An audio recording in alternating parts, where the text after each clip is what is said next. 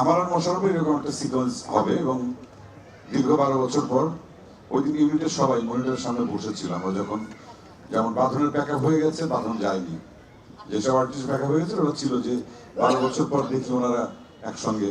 আমিও খুব দ্বিধাদ্বন্দ্ব ছিলাম। মোশাররফ দুইজন প্রায় 1.5-2 ঘন্টা আমরা রিহার্সেল করলাম এফডিসির মধ্যে ঘুরে ঘুরে, হাঁটছি রিহার্সেল করছি, হেঁটে হেঁটে রিহার্সেল করছি, কারণ এতগুলো ইউনিটের মানুষজন এরা বসে আছেন ওই সিকোয়েন্সটা দেখবেন।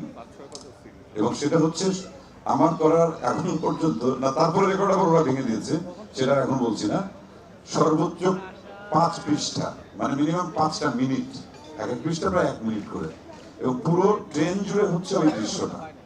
এবং ওই দৃশ্যের শেষ ডায়লগ ছিল হচ্ছে মোশাররফের এই, তুই কি যেন খা, মিষ্টি খা, হ্যাঁ মিষ্টি খা, দেশের সেরা মিষ্টি খা, খাঁটি দুধের মিষ্টি খা, ছানার মিষ্টি খা, এই তো।